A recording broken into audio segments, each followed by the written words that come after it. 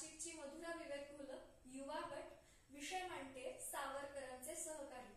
बहुत लोक मेळवावे एक विचारे भरावे कष्ट करोनी घसरावे म्लेच्छांवरी। या समर्थ उपदेशांचं मूर्तिमंत उदाहरण म्हणजे स्वातंत्र्यवीर सावरकर।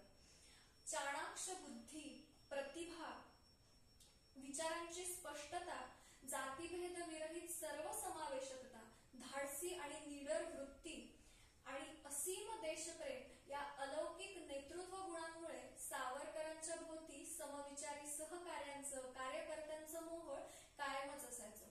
सशस्त्र क्रांती, अंदमानचा कारावास, नंतर सामाजिक क्रांती आणि हिंदू महासभेद्वारे केलेली राजकीय जनजागृती अशा प्रत्येक टप्प्यावर सावरकरांच्या आयुष्याच्या आकाशामध्ये अनेक तेजस्वी तारे त्यांना सहकारी म्हणून लाभले।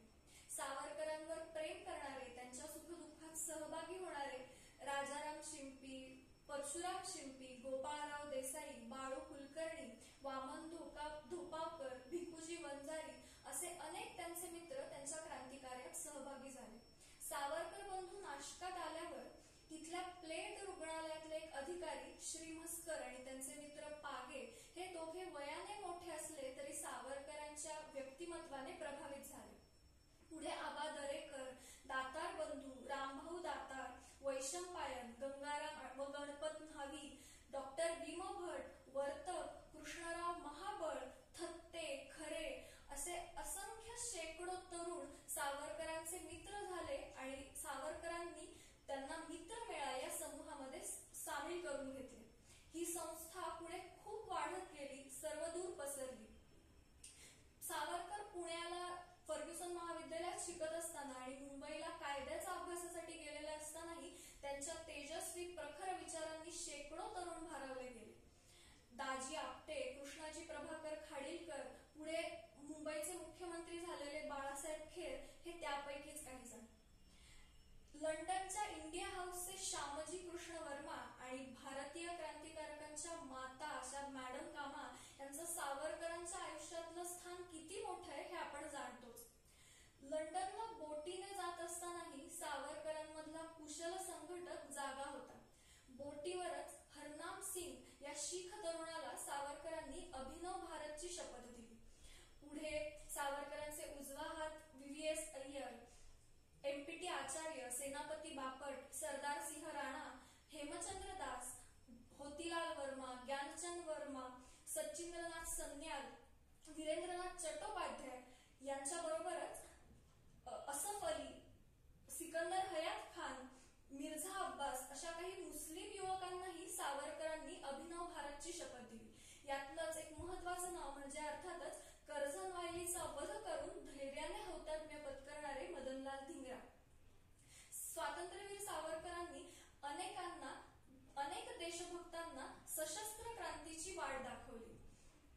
भारतीय स्वातंत्र्यासाठी कारावास भोगणारा पहिला इंग्रज गाय अल्ड्रेड आणि धिंग्रांचं वक्तव्य प्रसिद्ध करण्यापासून ते सावरकरांची कायदेशीर सुटका व्हावी म्हणून खूप प्रयत्न करणारे डेव्हिड गार्नेट या दोघा ब्रिटिश तरुणांचा भारतीय स्वातंत्र्य लढ्यातला सहभाग ही सावरकरांच्या स्वभाव वैशिष्ट्याची आणि संघटन कौशल्याचीच किमया।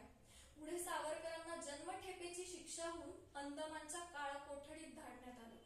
तिथेही हिंदू भूषण रॉय, नानी गोपाल, भाई परमानंद, उल्हासकर दत्त, वीर वामनराव जोशी अशा क्रांतिकारकांबरोबरच मी कागद झाले आहे चललिही असं जणू म्हणणारी त्यांच्या कारागृहाची ती भिंत, घायपाताचे काटे, खिळे, खिडकीतून दिसणाऱ्या चांदण्या, पक्षी हेही एका अर्थी सावरकरांचे तिथले सहकारीच नाही का। हा भयंकर कारावास सहन करून रत्नागिरीत स्थानबद्धतेत आल्यानंतरही सावरकरांनी हिंदू समाजाच्या सप्त बेड्या मोडण्यासाठी समाज सुधारणांचा धडाका लावला। या कार्यातही त्यांच्या तेजस्वी व्यक्तिमत्वामुळे डॉक्टर म.ग. शिंदे, हॉटसन गोगटे, राणे वकील, पाटकर, लांजेकर, वीर वामनराव चव्हाण अशा अनेक लोकांपासून ते अखिल हिंदू समाजासाठी खुलं असणारं पहिलं मंदिर, पतित पावन मंदिर उभारणाऱ्या भागोजी शेठ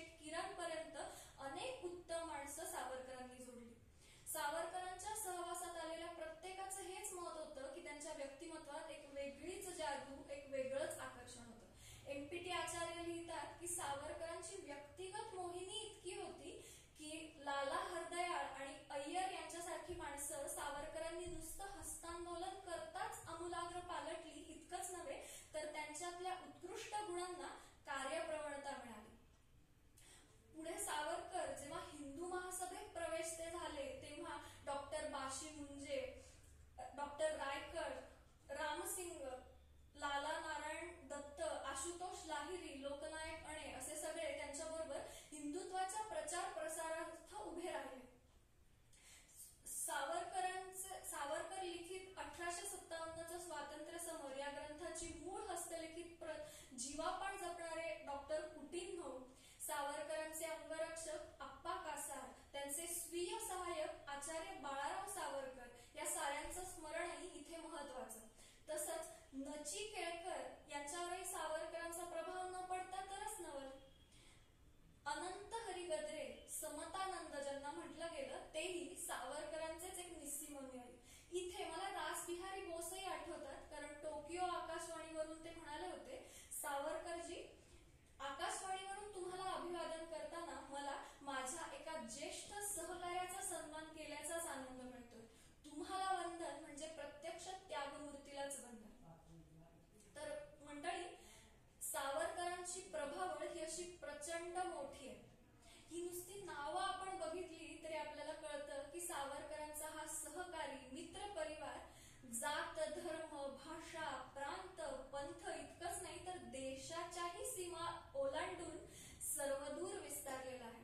सावरकरांच्या अशा असंख्य ज्ञात अज्ञात सहकार्यांबद्दल मला म्हणावंसं वाटतं की ही सारी म्हणजे सावरकर रूपी स्वातंत्र्य सूर्याची तेजस्वी किरणच.